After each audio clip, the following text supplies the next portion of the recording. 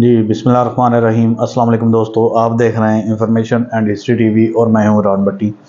تو دوستو کل میں نے ابھی ایک ویڈیو جو ابھی بھی میرے چینل پہ پڑی ہوئی ہے، آپ کو ایک بہت ہی دردناک اور بہت ہی تکلیف دہ نیوز دی تھی، جو کہ ابھی سانحہ ہوا ہے ضلع رحیم یار خان کی تحصیل خانپور کے علاقہ ماشکا سے کچھ ہی فاصلے پہ جو فتح پور کا ایریا ہے وہاں پہ، کہ ہمارے پولیس کے 22 جوانوں پہ ڈاکو نے جو حملہ کر دیا، جو کچے کے ڈاکو ہیں یا پکے کے ڈاکو ہیں جو بھی ہیں۔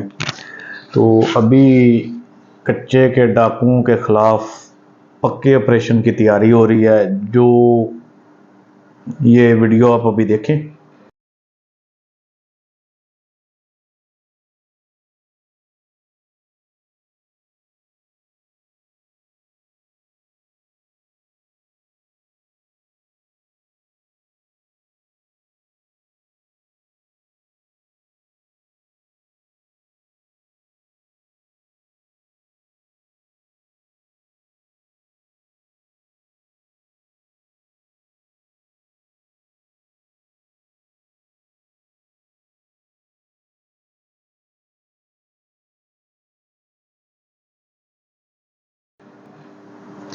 جی تو یہ ویڈیو تھی، اس میں آپ دیکھ سکتے ہیں کہ محسن نقوی صاحب بیٹھے ہوئے ہیں، آئی جی پنجاب اور ڈی جی رینجر پنجاب۔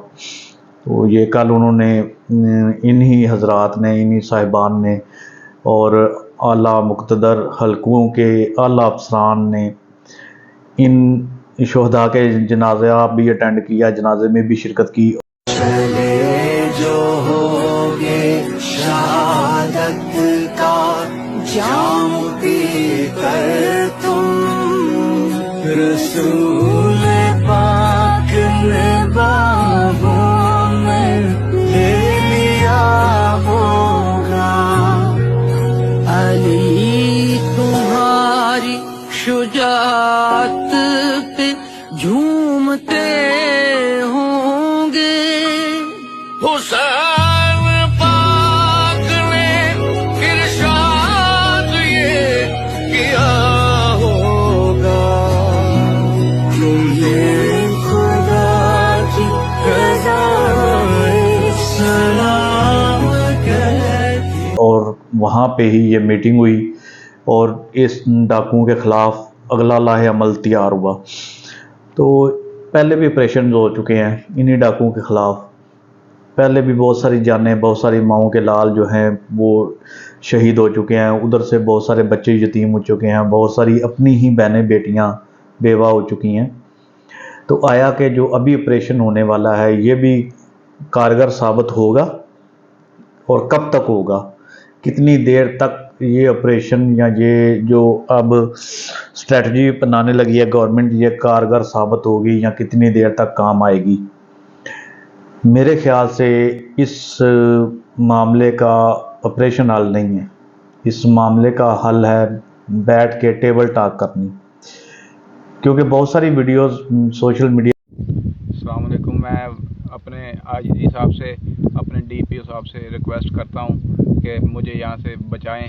میں اپنے گھر والوں سے بھی اپیل کرتا ہوں میری جان چھڑوائیں یہاں سے۔ 12 بندے مر گئے ہیں، یہ 5 بجے تک کا کہہ رہے ہیں، اگر ان کے مطالبے پورے نہ کیے گئے تو یہ مجھے مار دیں گے۔ میں وزیر اعلیٰ پنجاب مریم نواز صاحبہ سے اور شہباز شریف صاحب سے ریکویسٹ کرتا ہوں کہ میری جان چھڑوائیں، میں ادھر بہت پریشان ہوں، مار دیں گے مجھے۔